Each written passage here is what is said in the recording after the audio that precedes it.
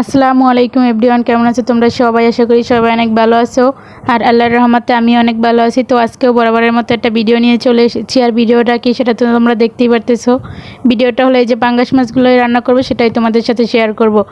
তো পাঙ্গাস মাছ দিয়ে শীতের সবজি কিন্তু খেতে অনেক স্বাদ লাগে, তো সেটাই রান্না করবে। প্রথমেই কিন্তু মাছগুলোর ভিতরে আমি হলুদ আর লবণ দিয়ে মাখিয়ে রেখে দিয়েছি, এতে করে মাছের সুন্দর একটা কালার আসবে। তারপর কড়াইয়ের ভিতর দিয়ে দিয়েছি তেল গরম, তেলটা গরম হওয়ার পর দিয়ে দিয়েছি পেঁয়াজ কুচি। এবার পেস্টগুলো খুব ভালোভাবে নাড়িয়ে চাড়িয়ে ভেজে নিব। তারপরে এর ভিতর কিন্তু পেস্টটা ভাজার পর দিয়ে দিয়েছি আদা বাটা, রসুন বাটা, জিরা বাটা। এবারে বাটা মশলাগুলোও খুব ভালোভাবে ভাজতে হবে। আর এ পর্যায়ে কিন্তু আমার ভাজা হয়ে গেছে। এর ভিতর দিয়ে দেবো অল্প পরিমাণ পানি, দিয়ে দিয়েছি অল্প পরিমাণ পানি। এবার লাড়িয়ে চাড়িয়ে গুঁড়ো মশলাগুলো দিয়ে দিব। দিয়ে দিয়েছি স্বাদ মতো লবণ, 1 চা চামচ হলুদের গুঁড়া, আর দিয়ে দিয়েছি 3 চা চামচ মরিচের গুঁড়া। এবার মশলাটা খুব ভালোভাবে ভুনে নিতে হবে।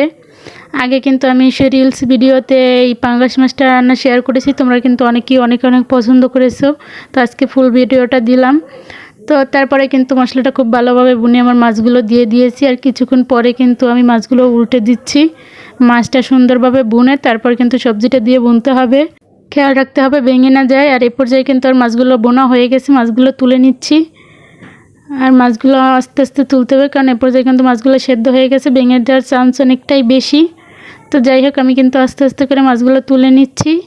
এই যে তুলে নিয়ে আসি। আর সেই মশলাগুলো কিন্তু একটু নাড়িয়ে চাড়িয়ে বোনা দিয়ে আমার বাকি সবজিগুলো দিয়ে দেব।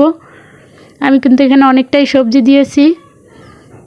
আসলে সবজি দিয়ে মাছ রান্না কিন্তু খেতে অনেক অসাধারণ হয়। এবার কিন্তু সবজিগুলো বোনার পালা, অনেকক্ষণ সবজিগুলো বুনে নিতে হবে। একেবারে সেদ্ধ হওয়ার কিছুক্ষণ আগে আমি এখানে দিয়ে দেবো ঝোল, একেবারে সেদ্ধও করা যাবে না। তো ঢাকনা দিয়ে ডেকে দিলাম। আর এই যে কিছুক্ষণ পর আর এই পর্যায়ে কিন্তু আমার বোনা অনেকটাই হয়ে এসে সবজি দিয়ে কিন্তু ঝোল ছেড়ে দিয়েছে। এই ঝোলটা খুব ভালোভাবে বুনে নিলেই হবে।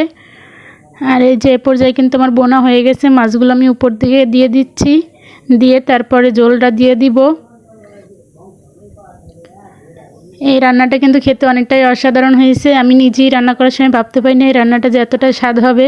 তোমরা তো দেখতেই পারতেছো, রান্নাটা কিন্তু দেখতে যতটা সুন্দর হয়েছে খেতেও ঠিক ততটাই ভালো হয়েছে।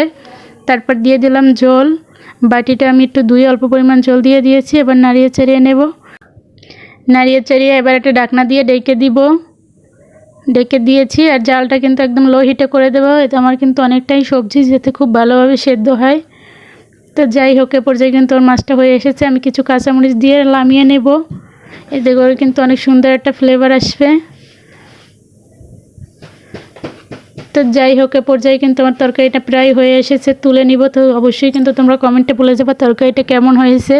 আর সত্যিই তরকারিটা অনেকটাই ভালো হয়েছে।